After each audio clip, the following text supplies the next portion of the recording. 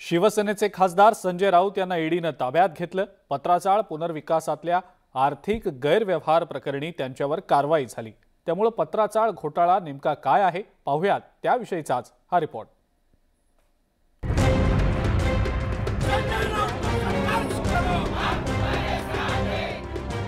संजय राऊतांच्या निवासस्थानी पडलेली ईडीची धाड आणि पत्राचाळ पुनर्विकासातील आर्थिक गैरव्यवहार यांचा संबंध असल्याची चर्चा सुरू आहे। पत्राचाळ जमीन घोटाळा हा तब्बल 1000 कोटी रुपयांचा आहे। मुंबईच्या गोरेगावमधल्या पत्राचाळीत म्हाडाचा भूखंड आहे।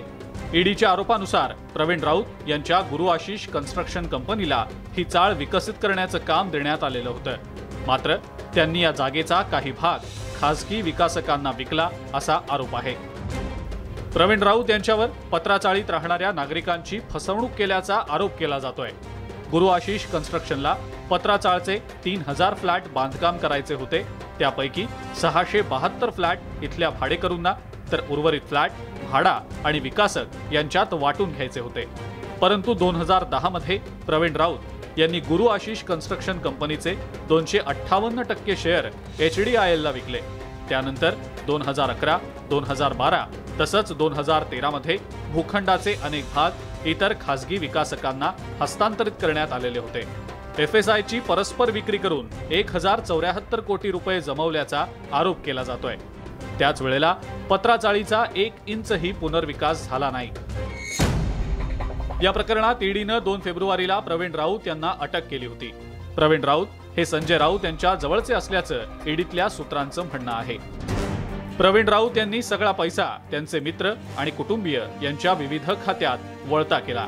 यातील 83 लाख रुपये प्रवीण यांच्या पत्नी माधुरी यांनी संजय राऊत यांच्या पत्नी वर्षा राऊत यांच्या खात्यात जमा केले। त्याच रकमेतून वर्षा संजय राऊत यांनी दादर येथे फ्लॅट घेतला असा ईडीचा संशय आहे। या प्रकरणी वर्षा राऊत यांनाही ईडीने नोटीस बजावली होती। त्यावेळेला वर्षा यांनी 55 लाख रुपये माधुरी यांना परत केले। परंतु त्यानंतर ईडीने एप्रिल महिन्यात पालघरमधील जमीन, दादर येथील फ्लॅट आणि किहीम येथील 8 भूखंडांवर टाच आणलेली होती। यातील भूखंड आणि जमीन प्रवीण राऊत यांच्या मालकीची आहे, तर दादर इथला फ्लॅट वर्षा राऊत यांच्या मालकीचा आहे। पत्राचाळीचा पुनर्विकास गेल्या अनेक वर्षांपासून रखडलाय।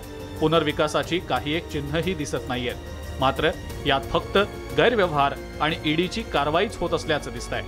त्यामुळे पत्राचाळीचा पुनर्विकास होण्याऐवजी राजकारणाचाच विकास होत असल्याचं स्पष्ट होत आहे। Bureau report, news 18 Lokmat.